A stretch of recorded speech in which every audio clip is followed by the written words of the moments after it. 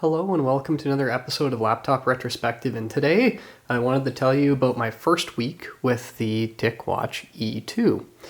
And I've been able to draw a couple of conclusions, especially when I've compared it against the original E, which I am wearing on my right wrist. It's going to help me illustrate just a couple of different things that are going on between this watch and this watch. Some of these are going to come down to very minute details, but I think they're really, really important. So I've made a list that I'm going to work my way through, and the very first thing that I wanted to start with is actually the charging cable solution.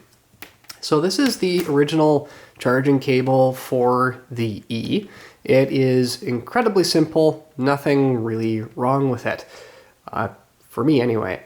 Now that being said, pretty much everything that the E did, the E2 is doing better. So here is what I'm going to call the charging puck. It's got a considerably stronger magnet, and it also has cable management included as well. So this is in every way a better charging solution for the Ticwatch E2. The next thing that I wanted to address is actually the straps and the placement of the watch on the wrist. For some reason, it feels that the E actually sits further up on the wrist with its original strap than the E2 does. And what I mean by that is if I flex my hand, I'm definitely hitting the button on the E, but if I flex my hand here, I don't feel like I'm anywhere near the bezel of the watch. So it has a lot to do with how it sits on the wrist. And this is incredibly comfortable to wear. In fact, most of the days that I've been wearing it this week, I don't actually notice that I'm wearing a watch. And I can't say the same for the E. I feel that it's there. It's not necessarily uncomfortable, but it is something that I notice. One thing that really does need to be stressed is actually has to do with the design of the buckle component of the watch. So on the E, we can see that the buckle component is actually entirely flat where it goes against your skin. And this means that this piece right here is almost entirely making contact. And this is actually something that does get a little uncomfortable. It creates a hot spot right here on the wrist. And I like to wear my watch fairly tight, just so it doesn't move around and feel snug. And that actually does create a few friction points. If you wear it all day, that friction point gets considerably uncomfortable. However, what they chose to do on the E2 is they've actually scalloped this piece, so it isn't actually flat, so it only makes one point of contact against your wrist, and the rest of it is actually scalloped up, which means that it's not going to make as much contact. And that is the name of the game, contact. So if we take that off and compare the two, we can see that this is a nicely scalloped shape versus this flat shape. So that is a small but significant improvement. Not only that, but the material is a little nicer. This is a much harder plastic.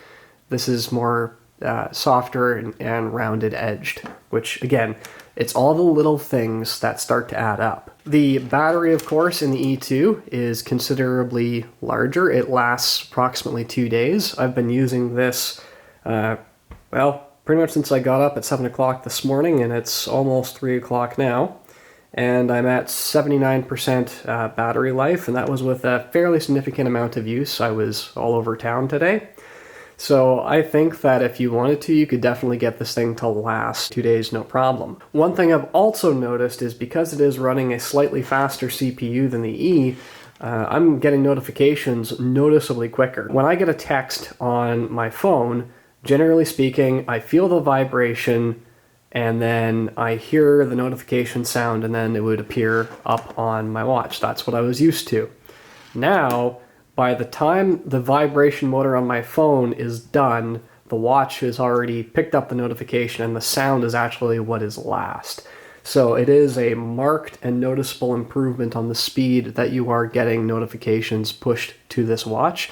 So that Snapdragon Wear processor is definitely being utilized in a good way. The touchscreen responsiveness is also not a surprise to be very smooth, very fluid, pretty much exactly what you would expect from a faster CPU, and that is excellent to see. Like, it's really quite clear that everything about the E watch has been improved on this model. Even the bezel on the watch has been what I'm going to call scalloped out.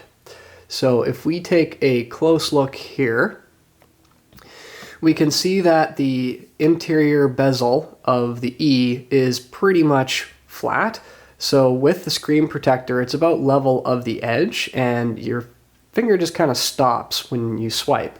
But because this has been beveled or scalloped out, swiping is actually very natural, and your finger can slip on and off the watch face rather easily, which just makes for a smoother, nicer feeling experience. I mentioned as well in my first video that this button has now a tactile click, so you know beyond a shadow of a doubt when you have pressed it and actuated it. And that's a small thing, but again, that's what I think really makes the difference between these two watches, is that pretty much every small thing that was nice about the E has been improved in some way on the E2. Lastly, of course, is that you do have water submersion on the E2. It can handle up to 5 atmospheres or approximately 50 meters of water pressure. Again, you did have a little bit of water resistance with the E, but you were not really going to get away with submerging it. I know that there were some people saying, oh yeah, you can swim with it or take it in the shower, and I was like, well, I wouldn't, and I still wouldn't.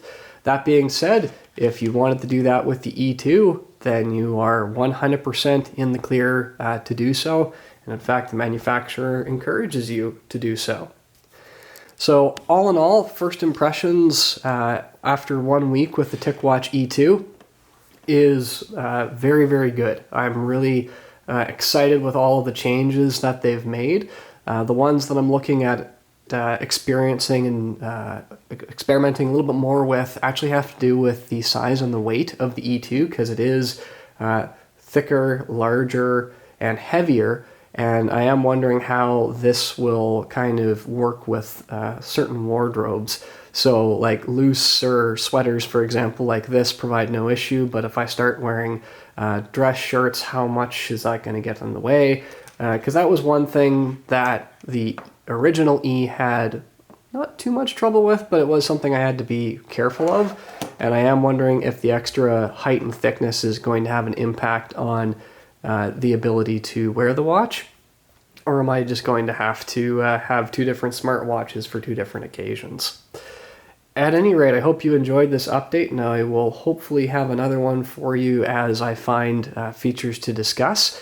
I think that the E2, though, is a very, very safe purchase to make. I don't think that the E is the worst option out there. I think that it is still an excellent watch. But if you want something that is more excellent, then I think that's where the E2 comes into it. But if you are super budget conscious, I think that there is still a market for the E. But that being said, if you bought the E2, I don't think that you would be unhappy either. If you've got any questions, please ask them in the comment section down below. And if you enjoy this sort of content, I would ask that you would maybe consider showing your support by hitting that subscribe button down there. It would mean an awful lot. Thank you very much, and I'll see you next time.